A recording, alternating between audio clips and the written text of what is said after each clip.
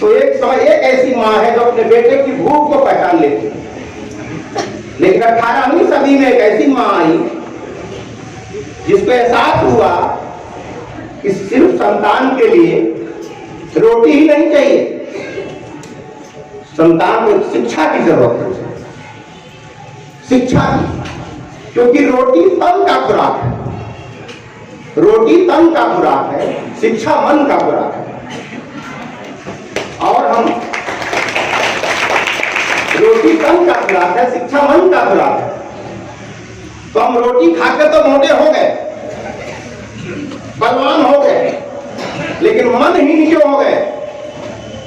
मन इसलिए हो गए कि हमें उस शिक्षा का खुराक नहीं मिला। अगर वो खुराक मिला होता तो हम, इसीलिए आदमी मानव पहचान लिया उस दर्द को कि आज हमारे बच्चों को क्या जरूरत है। और खड़ी हो गई 18वीं सदी में, जब खड़ा होना भी अपराध था। घूंघट प्रथा थी, इस पर बहुत सारी बार बहनें कह चुकी हैं। आज मुझे बड़ा अच्छा लग रहा था। और मैं ये सम्राट अशोक क्लब की जो महिला विंग है कानपुर की, मैं तहे दिल से अभिनंदन करता हूँ आप लोग। अब तक हमने आग लगाई आपके मन के अंदर, लेकिन सच में कह रहा हूं दिल से, आज आपके कार्यक्रम ने मेरे मन में आग लगा दी। और ऐसी आग लगाई है जो किसी का घर नहीं फूकेगी। ये ऐसी आग है जो घर फूकने वाली नहीं है, वो घर का सृजन करने वाली है, परिवार का निर्माण करने वाली आग है। और जब मेरे पति ने आदेश कर दिया, मेरे पिता ने आदेश कर दिया, मेरे भाई ने आदेश कर दिया, दुनिया क्या कह रही है, ये 2 कौड़ी का मैटर है, ये 2 कौड़ी का मैटर है, और निकल चलो दुनिया में। अब इसीलिए एक खतरे से अंदेशा करा दूं आपको कि भविष्य में आने वाला है। पहले राजकुल चलता था, राजकुल, जिसमें राजा के बच्चे पढ़ते थे, खाली राजा के बच्चे पढ़ते थे। राजकुल धीरे धीरे खत्म हुआ, संघर्ष हुआ लोगों ने, तो उसके बाद गुरुकुल शुरू हुआ। राजकुल में सिर्फ राजा के बच्चे पढ़ेंगे और गुरुकुल में सिर्फ ब्राह्मण के बच्चे पढ़ेंगे। गुरुकुल स्टार्ट हुआ। लेकिन ये सावित्रीबाई पूरे दुनिया में आई तो इसी कुल स्टार्ट हुआ, जिसमें सब पढ़ेंगे, इसी कुल। और वही इसी कुल पाली भाषा का शब्द है। सारनाथ का पुराना नाम है इसी पत्तन, इसी पत्तन सारनाथ का पुराना नाम। तो इसी पत्तन से इसी कुल बन गया, और इसी कुल से चुरा लिया अंग्रेजों ने, तो स्कूल बन गया।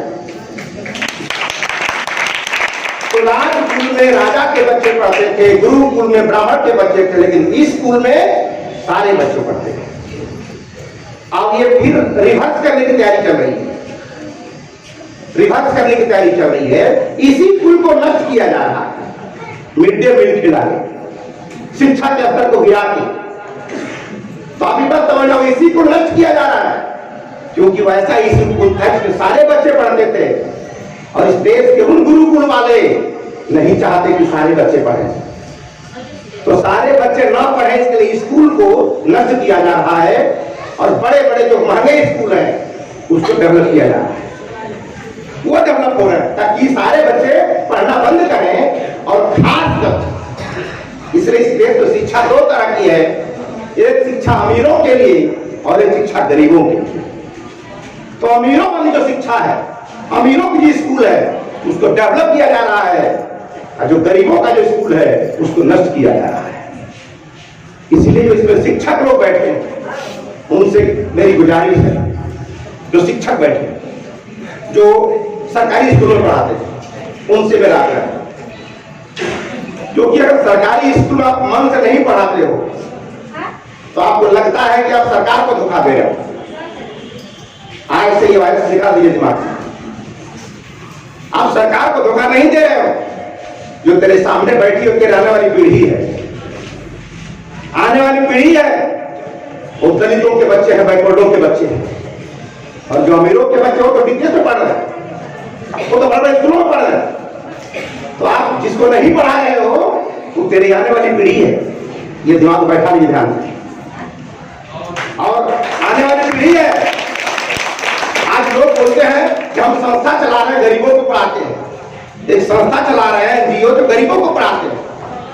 और मेरा कहना है ये कि एनजीओ की जरूरत क्या है? फ्री का किताब, फ्री का भोजन, फ्री का स्कूल सरकार की है। इतना मन से पढ़ा दो कि गरीबों के सारे बच्चे नवोदय में सेलेक्ट हो जाए। क्या दिक्कत? गरीबों के सारे बच्चे नवोदय में सेलेक्ट हो जाए, उन्हीं के भोजन से, उन्हीं के किताब से उनका जवाब दे सकते हैं। सिर्फ अगर वहां काम कर देंगे तो शिक्षक अपना काम करे, कवि अपना काम करे, नाटककार अपना काम करे, हर लोग अपनी अपनी जगह पे काम करते, क्रांति हो जाएगी, क्रांति हो जाएगी। इसीलिए एक बात जान लीजिए आज से, ज्ञान दो तरह का होता है। अगर आपके पास किसी भी तरह की जानकारी है उसे ज्ञान कहा जाता है, किसी भी तरह की जानकारी है उसे ज्ञान कहा जाता है। लेकिन वही जानकारी अगर व्यवस्थित हो जाती है उसी को विज्ञान कहा जाता है। और दुनिया में क्रांति ज्ञान से नहीं होती, दुनिया में क्रांति विज्ञान से होती है। और व्यवस्थित ज्ञान को विज्ञान कहते हैं। तो हमारे देश में सब कुछ चल रहा है लेकिन व्यवस्थित नहीं।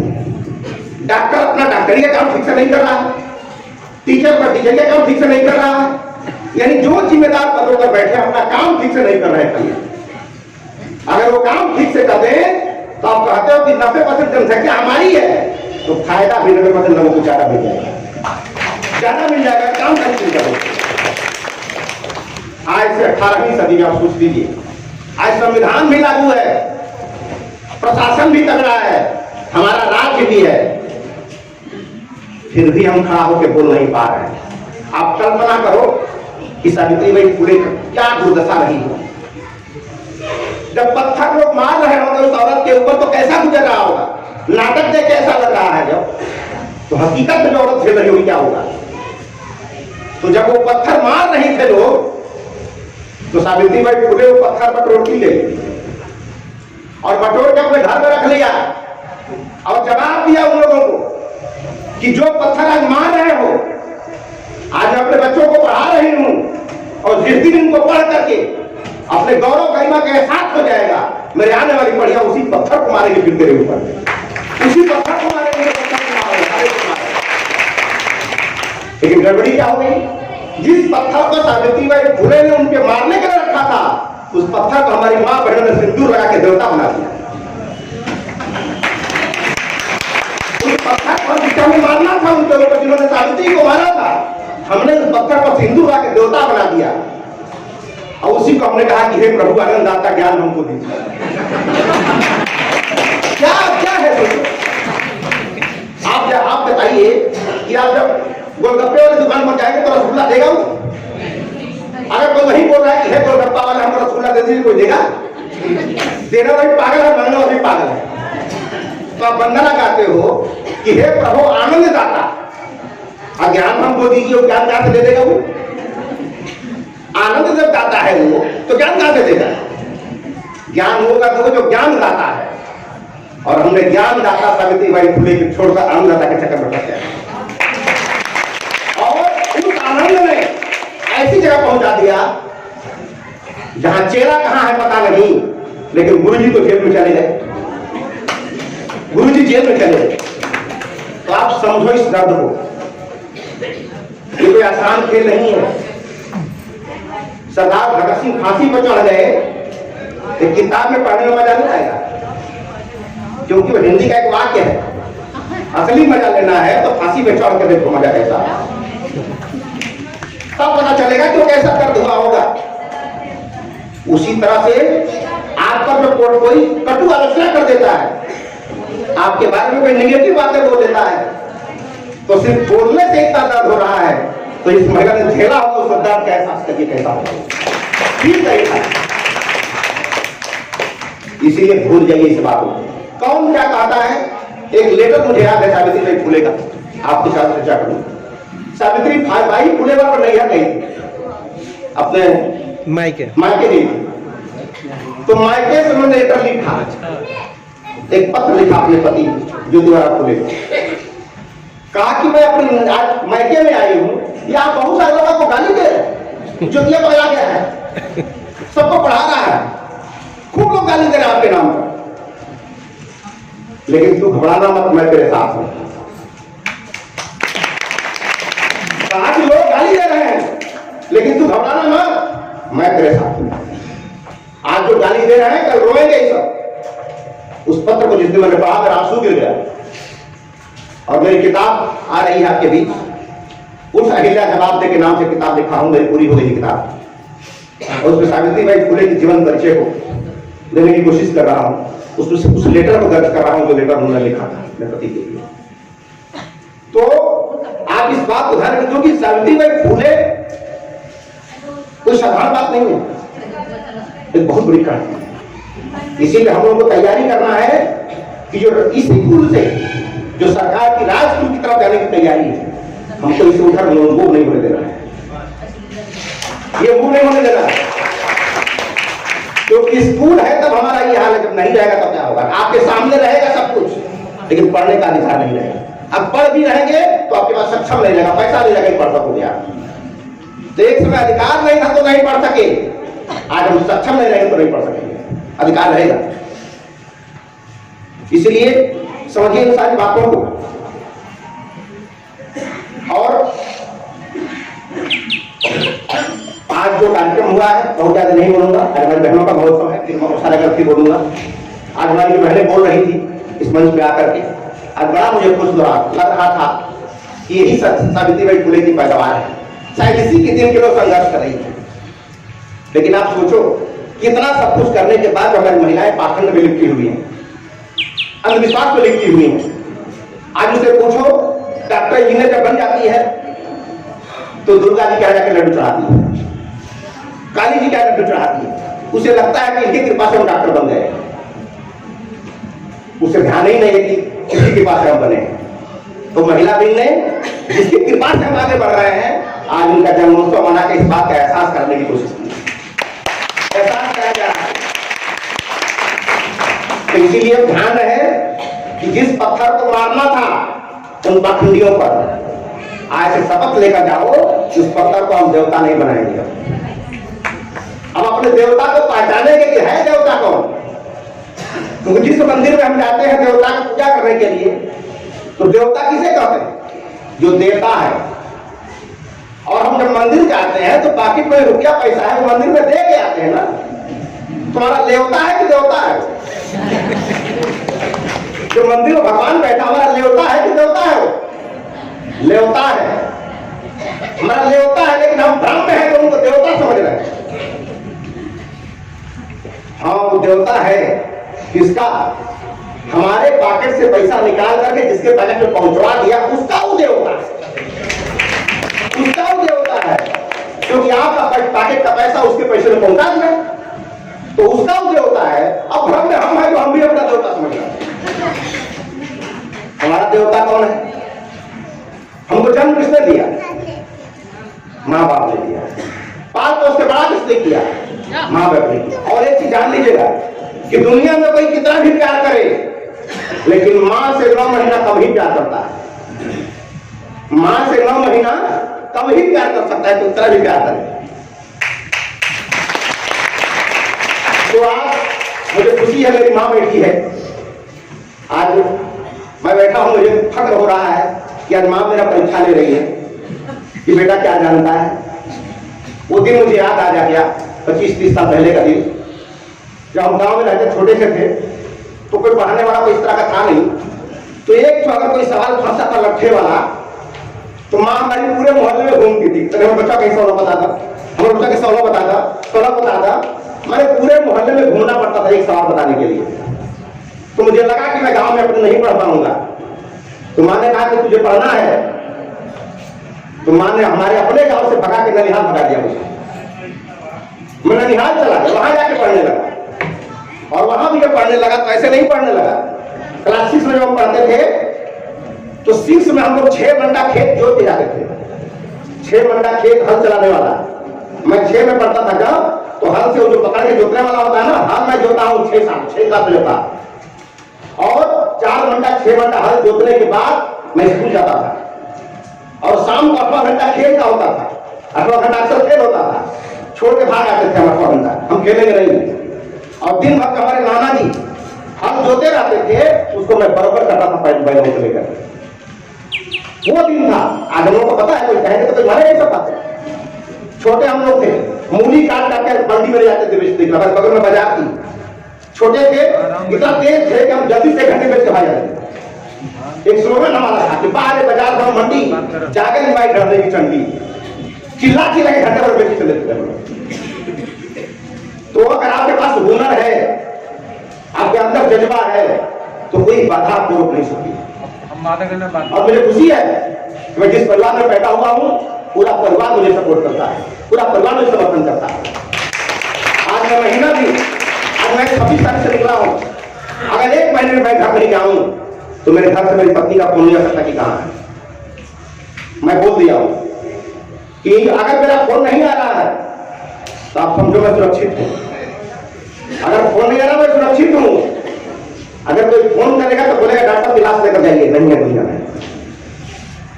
तो उसने कह दिया है मुझे कि डॉक्टर साहब आपको घर नहीं देखना है, लेकिन जिस काम में लगे हो उस काम को मुकाम पे पहुंचाना है, क्योंकि आपका जिंदगी मुझे पसंद नहीं है। जिस काम में लगे हो उस काम को पूरा करो, क्योंकि असफल इंसान मुझे पसंद नहीं है। असफल आप हो गई है, मुझे नहीं सीखा है।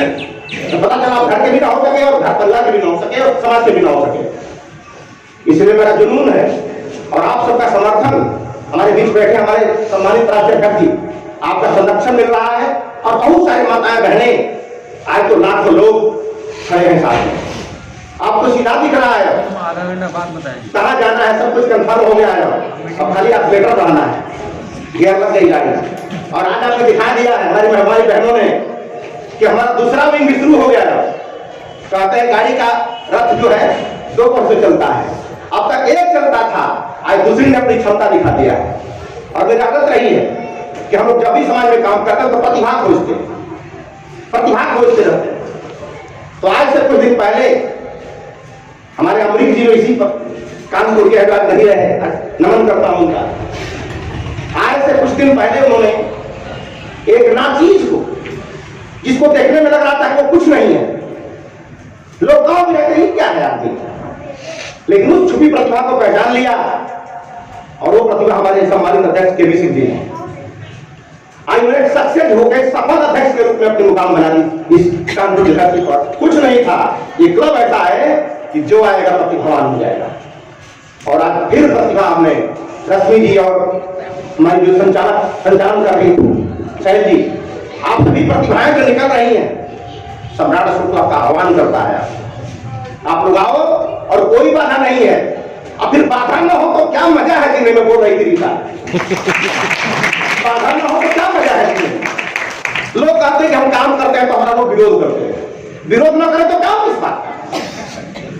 आप पानी में तैरना सीखते हो तो क्या करते हो, जो पानी विरोध करे तो काटते हो, क्या करते हो। आपका पानी आपको आगे बढ़ने देती है क्या, लेकिन आप आगे बढ़ना चाहते हो तो सबसे पहले किस पानी को काटोगे, उस किनारे वाला कि बगल वाला, बगल वाले। तो जब भी कोई काम करेंगे तो बगल वाला ही बाधा पहुंचाएगा, और इसी को काट के आगे बढ़ जाना, इसी को काट के आगे बढ़ जाना। अगर काटना ना पड़े तो आपको तैरना भी नहीं आएगा।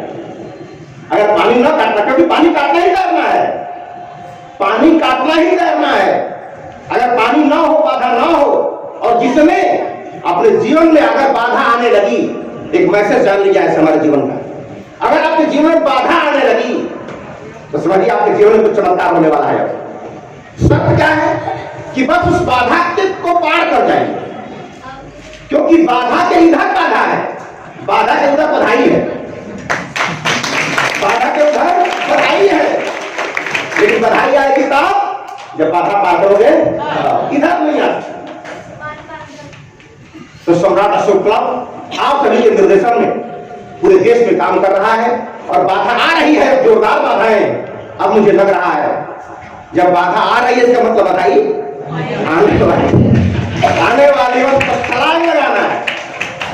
और हमारी लड़ाई किसी विध्वंस की नहीं है, किसी मारकाट की नहीं है, लड़ाई परिवर्तन की लड़ाई है, सम्राट अशोक का विचारों का परिवर्तन, बताओ क्या कर रहा है? क्या हम लोगों ने आपके घर पैसा रुपया बांटा है? तो कौन सी ताकत है जो 5 बजे तक बैठाई है? आप लोग बहुत सारे संगठन में गए होंगे, मीटिंग में गए होंगे, जहां समोसा बटा काम खत्म, लेकिन समोसा के बाद भी लोग बैठे हैं तो जरूर कुछ ना कुछ बात है, जरूर कुछ ना कुछ बात है। तो ये सिर्फ अशोक क्लब में ही हो सकता है। बहुत सारे लोग आश्चर्य होते हैं। एक बार लटिया महोत्सव था तो सम्मानित नीतीश जी आए थे, मुख्यमंत्री जी, तो लाखों की भीड़ वहां ऐसे लोग देखे। जब रिटर्न होकर गए अपने घर पट्टा, तो उन्होंने कहा कि यार मैं 29 साल से बहुत सारी मीटिंगों में गया हूं, रैलियों में, लेकिन लटिया महोत्सव की तरह मैंने आज तो कोई कार्यक्रम नहीं देखा। बोला क्या खासियत थी इसमें? क्योंकि अब तक मैं जितनी रैलियों में गया हूं, मेरे बोलने से 10 मिनट पहले पब्लिक उठ जाने लगती है, लेकिन वो पहला महोत्सव ऐसा देखा मैंने कि मेरे बोलने के चले आने के बाद भी वहां कोई व्यक्ति उठा न कोई गया है। इसका मतलब वो भीड़ लटिया महोत्सव में आई थी, नीतीश को सुनने नहीं आई। ये खूबी है हमारे संगठन की। और सम्राट अशोक क्लब पास कुछ नहीं भैया, हमारे कार्यकर्ताओं का त्याग और समर्पण, यही हमारी पूंजी है। और हमारा कोई भी कार्यक्रम पैसे के दम पर सफल नहीं होता। हम लोग का सारा कार्यक्रम हमारे कार्यकर्ताओं के त्याग और समर्पण के दम पर सफल होता है। अशोक क्लब ऐसी क्षमता रखता है कि किसी भी जिले में जाकर हम कार्यक्रम सफल करके चले आ सकते हैं। इतना ताकत है हमारे कार्यकर्ताओं में। इसलिए ये सब बातों को समझिए, जानिए, ध्यान से समझिएगा और सावित्रीबाई फुले के जन्मोत्सव को समझाइए और गांव में जाइए। एक आदमी को आए थे जिनको सम्मानित कर रहे थे, तो उनको लगा था शहर के लोग हैं, तो बोला कि डॉक्टर साहब गांव में जाने की जरूरत है आपको। तो हम बोले तब अशोक क्लब कोठी से नहीं जानते। अशोक क्लब गांव में जाता है, शहर में कहां है? अशोक क्लब गांव में जाता है, शहर में तो बुलाते हैं, शहर वालों के बुलाने पर आते हैं और गांव वालों के नहीं बुलाने पर भी हम वहां जाते हैं, क्योंकि हम उल्टा धारा चला रहे हैं। पहले था कि प्यासा कुएं पर जाता था, प्यासा कुएं पे जाता था, लेकिन अब जमाना बदल गया। अब प्यासों को फुर्सत ही नहीं है आने की कुएं के पास, इसलिए कुआं जहां जाके पानी पिला रहा है, कुआं जा रहा है। और मजे की बात है कि प्यासों को प्यास भी नहीं है, प्यासों को प्यास भी नहीं है। अगर किसी बेटे को भूख नहीं लगती है तो क्या माँ बाप खुश रहते हैं क्या? चलो अच्छा खाना नहीं बनाना पड़ेगा, खुश रहते हैं लोग? नहीं, उनको टेंशन होता है कि तो भूख क्यों नहीं लग रही। तो डॉक्टर को दिखाता है कि भैया इसको भूख पैदा करो, इसको भूख नहीं लग रही है कि नहीं है? तो हम लोग भी गाँव में जब जाते हैं तो देखते हैं कि इसको तो भूख ही नहीं है। तो सम्राट अशोक क्लब वही भूख पैदा कर रहा है, और जिनकी भूख पैदा हो गई है वो तो गायत्री पैलेस में आ गए। भूख पैदा हो गई, गायत्री पैलेस में आ गए। अब भूख भी 2 तरह की होती है, एक होती है ज्ञान की और दूसरी होती समोसा की, है कि नहीं है? भूख 2 तरह की है, किसी को ज्ञान की पासा है, किसी को समोसे की पासा है। इसलिए हम लोग दोनों तैयार कर रखे हैं। इनको समोसा खाना हो समोसा खाए, इनको ज्ञान खाना हो ज्ञान खाए। और समोसा खाएंगे तो तन दुरुस्त होगा और ज्ञान खाएंगे तो मन दुरुस्त होगा। ये दोनों हमारे पास। इसलिए बाबू जगदेव प्रसाद जी ने एक नारा कहा था कि 2 बातें हैं मोटी मोटी, हमको चाहिए इज्जत रोटी, हमको चाहिए इज्जत रोटी। तो उन्होंने कहा इज्जत और रोटी। उसी को मुंशी प्रेमचंद ने उन्होंने क्या कहा, उन्होंने क्या कहा, गेहूं बनाम गुलाब। उसी को कहा गेहूं बनाम गुलाब, यानी गेहूं बने रोटी और गुलाब बने मन का खुराक, है कि नहीं है? किसी को भगवान बुद्ध ने कहा नाम और रूप, भगवान बुद्ध ने कहा नाम और रूप, रूप माने बॉडी और नाम माने जो दिखाई देता सोल। तो सब हमारे महापुरुष उसी का आसपास घूम रहे हैं, लेकिन हम तो अपनी किस्मत अखबार है, पत्थरों के सामने अपने पूर्वजों को कहां देख रहे हैं? पत्थर से भिड़ाते हैं कि हे भगवान जी, हे शंकर जी। और एक और मैं कहूंगा आप लोगों को, अपनी बहनों से, कि चित्र से ही चरित्र का निर्माण होता है। ध्यान रखिएगा, चित्र से ही चरित्र का निर्माण होता है। अपने घर में कैसा चित्र लगाना है और कैसा चित्र नहीं लगाना है, यह आपको तय करना है।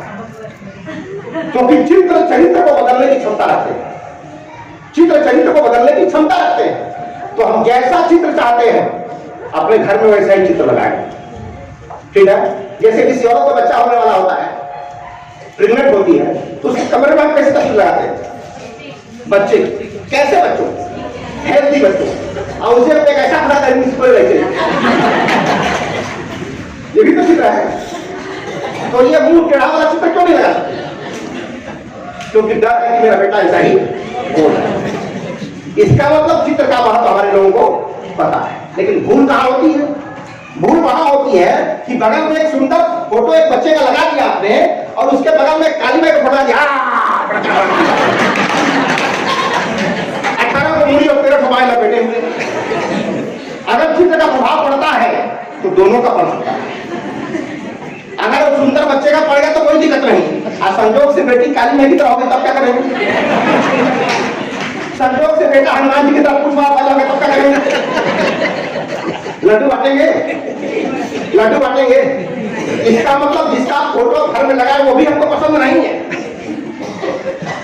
वो भी पसंद नहीं।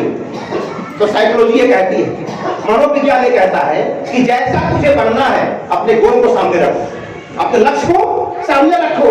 तो क्या हनुमान की तरह बेटा आपका गोल है? दुर्गा माई की तरह बेटी आपकी लक्ष्य है? जब लक्ष्य नहीं है तो ऐसी तस्वीर मत लगाओ जो मुझे पसंद नहीं। मेरे घर भगवान बुद्ध का फोटो लगा है, मेरे घर में सावित्रीबाई फुले का फोटो लगा है, मेरे घर में अशोक का फोटो लगा है। अब संजोग से मेरी बेटी अगर मेरी देवी की तरह हो जाए, सावित्रीबाई फुले की तरह, तो मुझे तो खुशी होगी। लेकिन आपकी बेटी दुर्गाबाई की तरह तो खुशी को नहीं हो रही। भाई आपकी बेटी आपकी देवी की तरह और मेरी बेटी मेरी देवी की तरह, तो मुझे खुशी, आपको खुशी क्यों नहीं हो रही? हमारा संजोग से मेरा बेटा भगवान बुद्ध की तरह हो गया, मेरे देवता की तरह, तो मुझे तो खुशी हो रही है। लेकिन आपका बेटा ब्रह्मा जी की तरह हो गया, 3 मुड़िया, तो खुशी क्यों नहीं हो रही है? क्यों नहीं हो रही भाई? होनी चाहिए नहीं होनी चाहिए? इतना साक्षात देवता हमारे घर चले आए। सोचो कहां हम भटके हुए हैं। क्या सावित्रीबाई फुले ने पत्थर मार सही थी इसी के लिए? वो पत्थरों की मार सही थी इसी के लिए क्या? इसी पाखंड के लिए? तो दूसरों ने समझ लिया सावित्रीबाई फुले का आंदोलन और वो पढ़ने लगे। तो हमारे घर में जन्मी सावित्रीबाई फुले और प्रधानमंत्री इंदिरा गांधी बन गई, प्रधानमंत्री इंदिरा गांधी बन गई, और हम करवा चौथ काली पूजा के चक्कर में फंसे रहे। समझो ध्यान से। इसीलिए सावित्रीबाई फुले की जयंती तभी सफल होगी जब आओ आपके घरों में फोटो केवल और केवल अपने महापुरुषों के अलावा किसी भी 8 बाय 10 वाली तस्वीर घर में नहीं होनी चाहिए। ये ध्यान रहे मेरा। और आज प्रतिज्ञा करके जाओ कि अब तक जो तस्वीर हमारे घर में लगी थी, अब आज शाम से 12 बजे रात के बाद उस तस्वीरों का एक्सपेरिमेंट हो जाएगा, और इन सब आतंकवादियों का फोटो घर से निकाल के बाहर कर देना। क्यों? आतंकवादी उसे कहते हैं जो बिना लाइसेंस की बंदूक रखते हैं, इन्हें लाइसेंस नहीं होता। और जितने देवी देवता है उनके पास बंदूक हथियार है, किसी काटा, किसी का ढाला, किसी का लाइसेंस लिया है क्या? सब ये सब गैर लाइसेंसी लोग हैं, गैर लाइसेंसी लोग हैं। तो आपको मैं निवेदन करता हूं कि अपने घर से चित्रों को हटाइए और उन चित्रों को लगाइए जैसा अपने बेटों को बनाना चाहते हैं, ऐसा बनाना चाहते। आप न्यूटन का फोटो लगाइए, आप पुलिस का फोटो लगाइए, सुनीता विलियम का फोटो लगाइए, चावला का फोटो लगाइए। अगर खतरनाक बना है तो फूलन देवी का लगाइए, क्या दिक्कत? फूलन देवी का लगाइए। फूलन देवी से बढ़िया महिला सशक्तिकरण कौन होगा? मैं किताब लिख रहा हूं, किताब में लिख रहा हूं कि लोग पद्मावती की बात करते हैं, पद्मावती की बात करते हैं, दूसरा जौहर की चर्चा कर रहे हैं। मेरा ये मानना है कि स्कूल कॉलेजों में पद्मावती की जीवनी नहीं, फूलन देवी की जीवनी पढ़ाई जानी चाहिए। जब फूलन देवी की जीवनी पढ़ाई जाएगी तब हमारे बच्चों को पता चलेगा कि कोई मेरे साथ दुर्व्यवहार करेगा तो उससे मुझे क्या करना चाहिए, पता चलेगा ना। आज जब फूलन देवी की जीवनी पढ़ाई जाएगी तो पद्मावती पर हल्ला मचाने वाले लोगों का भी चरित्र पता चलेगा कि कौन से लोग, क्योंकि जो पद्मावती कैरेक्टर पर बहुत महान थी, तो पद्मावती को महान करने लोगों ने ही फूलन देवी के साथ व्यवहार किया था। ठीक है, तो उनके घर की महिला सम्मानित है, हमारे घर की महिला अपमानित है। इसीलिए फूलन देवी का कैरेक्टर पढ़ाया जाना चाहिए, गाँव में स्कूल में पढ़ाया जाना चाहिए। ताकि हमारी बहनों को पता चले कोई छेड़ेगा तो क्या करना है। ठीक है, तो ध्यान रखेगा। पहला ज्यादा नहीं बोलूंगा, थोड़ा बहुत हो गया है। अब वो क्या बोलते हैं उसको, स्टेमिना का भी हद होता है, नहीं तो पता चलेगा 100 क्लास भी काम नहीं कर रहा ब्रेक, तो समय रहा तो ब्रेक छोड़ दीजिए। 4 घंटा बहुत जबरदस्त है। और मैं अपनी बहनों को फिर बार बार सम्मान करता हूं। और जो महिला टीम हमारी काम कर रही है, मैं आपको ये बात कहता हूं कि आप खुली छोड़, आज महिलाओं को दया की जरूरत नहीं है। आप दया क्यों करोगे उसके ऊपर? कौन सा एहसान है? दया मत करो, खाली छोड़ दो उसे स्वतंत्रता दे दो खाली, और सम्मान दे दो उसको, अपने निर्णय का अधिकार दे दो, मुझे करना क्या है। और जब निर्णय नहीं देंगे, उसको शिकंजा कसे रहेंगे, तो जो निर्णय लेगी, अगर गलत निर्णय लिया तो उसकी जिम्मेदार आप। इसलिए खुली छूट दो, काम करें। हम तो देख रहे हैं कि थोड़ा सा हम लोगों ने महत्व दिया, तो जब ये हो सकता है तो पूरे जिम्मा लो, साइकिल तेरी है, चलाओ जहां हम तेरे वहां। और जब चलाएंगी फिर मजा आ जाएगा, फिर देखिएगा तमाशा। क्योंकि अगर आपके अंदर आग है, अगर किसी बहुत सारे लोग कहते हैं कि महिलाएं बड़ी पाखंडी है, तो पकड़ारों में फंसी रहती है, तो जो फंसी रहती है वो छोड़ती नहीं है, वो उनका गुण है, वो क्वालिटी है।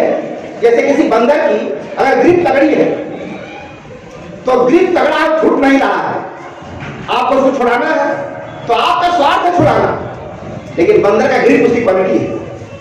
वो ग्रिप उसकी क्या है कि पकड़ लेकर छोड़ेगा नहीं। अगर आप में दम है तो इस ग्रिप का इस्तेमाल अपने हाथ में कर लो। अपने हाथ में जो पकड़े उसको छोड़ा करके अपना वाला पकड़ा लो, इसको भी पकड़ेगी तो छोड़ेगी, इसको पकड़ेगी तो छोड़ेगी नहीं, है कि नहीं है? तो इस महिलाओं का जो क्वालिटी है, उसका हमें अपने समाज के हित में काम ले लेना है, उसको हित में काम लेना है। तो आप बहुत सारे लोग कहते हैं आप हमको समझा दिया, महिलाओं को समझा देंगे। अगर आपको इतना समझाना होगा तो समझा नहीं हो जाता। तो आप जब कार्यक्रम में आते हैं तो अपनी घर की बहनों को, अपनी बेटियों को भी ऐसे कार्यक्रम लेकर आया, क्योंकि डायरेक्ट वो मेडिसिन खाए। आप क्यों खिलाओ? तू 1 रुपया दोगे ऊपर 10 लाख देगा, नेटवर्क ठीक नहीं है। डायरेक्ट आए सुने, और जब ऐसा हम करने लगेंगे सावित्री बाई फुले का सपना साकार हो जाएगा। और निश्चित रूप से जो काम चल रहा है, अब यहाँ की जो महिला भी है, इसको देख करके और जिलों में प्रेरणा जग रही है, और जिलों में प्रेरणा जग रही है। तो मैं कहता हूँ महिला विंग की शाखा नहीं है, मैं तो वो महिला विंग की जड़ है, शाखा और निकले, शाखा निकले। और आप लोग जम के काम करिए, कोई बाधा नहीं पहुंचाएगा आपको, कोई दिक्कत आपको नहीं है। बस ये है कि नारी पुरुष क्रांति तब करेंगे जब दोनों सामंजस्य बैठाएंगे, दोनों सामंजस्य बैठाएंगे, क्रांति हो जाएगी। और वही क्रांति आप सावित्री बाई फुले का जो नाटक आ रहा था अभी, हमें तो लग रहा था इसको अंतिम में दिखाया, इसको पहले दिखाया जाते थे। अभी सावित्री बाई फुले का जो चल रहा था, इसको और पहले दिखाया जाते थे। बहुत सारे लोग भेज जाओ, मैंने आधा कार्यक्रम उसी पर समय इसको प्रयोग करके रखिए था सावित्री बाई, क्योंकि फोकस हमारा वही था, तो मैंने उसको दिखा दिया, उसको दिखा के परिणाम मिली। फिर भी चलिए, अभी शुरू हुआ है, और आज मुझे खुशी हो गई कि अब कान के किसी हाथ में दम नहीं है कि अगला कार्यक्रम करवा लेंगे। अगला कार्यक्रम हाल के बाहर फिर होना चाहिए। बहुत सारे बाहर खड़े थे हमारे भाई, जो नहीं करते, बाहर खड़े खड़े हल्ला कर रहे थे, मैं घूम घूम देख रहा था बार बार, तो मैं समझ गया कि हल्ला होगा ही, क्योंकि हमारे पास जगह नहीं बैठाने की। ये हमारे लिए खुशी की बात है, हमारी खुशी की बात है। और सिस्टम से काम करेंगे तो ज्यादा फायदा मिलेगा, सिस्टम से काम करेंगे। और कोई दिक्कत हो, कोई परेशानी हो, तो आपके लिए पूरी टीम तैयार है। सम्राट अशोक शाखा यहाँ कानपुर की टीम तैयार है। किसी भी तरह की कोई मदद हो, एक दूसरे की मदद करें और एक दूसरे का सहयोग करें, और काम करते रहें, चलते रहें। आपका अपना सफर होगा, अपना हमारा अपना सफर होगा, सबका अपना सफर होगा, लेकिन मिलेंगे शिखर पर, मिलेंगे शिखर पर, दोनों लोग मिलेंगे शिखर पर। आप सभी का सम्मान करते हुए, अपनी बहनों की मर्यादा की इज्जत करते हुए, और मैं चाहता हूं अपने बच्चों को शिक्षा दें, तो महिलाओं की मर्यादा भी सिखाएं कि कैसे सीखना, कैसे अपने महिला के साथ व्यवहार करो, कैसे सीखना है, कैसे समझाना है। ये देश रक्षा बंधन का देश है। सोचो आप लोग, यहाँ रक्षा बनवाया जाता है कि हम अपनी बहन की रक्षा करें। मैं तो कभी रक्षा नहीं बना, मेरी बहन बैठी है, मेरी बहन बैठी है, मैंने आज तक कभी रक्षा नहीं बनवाया इससे, कभी रक्षा नहीं बनवा, बहन बैठी है मेरी, कभी रक्षा नहीं बनवाया। क्योंकि रक्षा बांधने की जगह रक्षा करने की चीज। शादी कब की हो ये भी बता दो। मेरी शादी और मेरी बहन की शादी दोनों एकदम मध्य खरवास में किए थे। मध्य खरवास। तो मैंने पंडित से पूछा कि सबसे खराब लगन कौन सा है बता दे। तो खरवास था।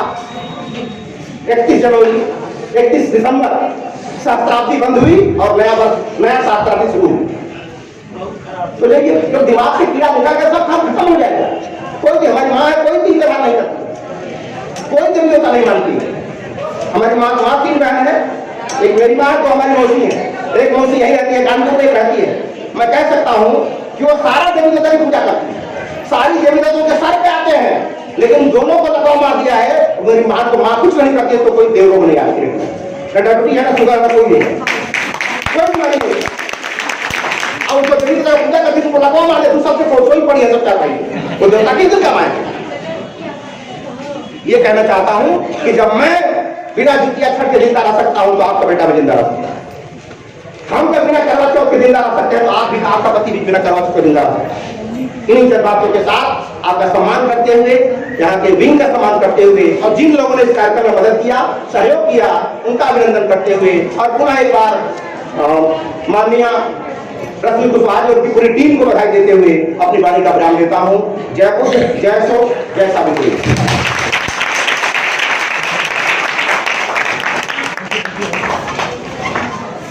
धन्यवाद माननीय डॉक्टर साहब ने बहुत सारे लोगों को हमेशा से प्रेरित किया है। मुझे तो लगता है कि जब मैंने आपको नहीं सुना था तब तो बिल्कुल मतलब बस नाम की ही शिक्षा थी, पूरे घर पर गवाह थे हम लोग, लेकिन आपने शिक्षा का ऐसा आलोक जगाया, ऐसा सूर्य चमकाया कि हमारे जीवन से सारा अंधेरा मिट गया और हमें ज्ञान की रोशनी मिली। हमने अपने महापुरुषों को जाना, समझा कि अरे ये क्या था, हमें पता ही नहीं था, हम दूसरों की संस्कृति को धो रहे थे। तो आपका बहुत बहुत धन्यवाद। हजारों लाखों लोगों का प्रेरणा स्रोत बनने के लिए, लाखों लोगों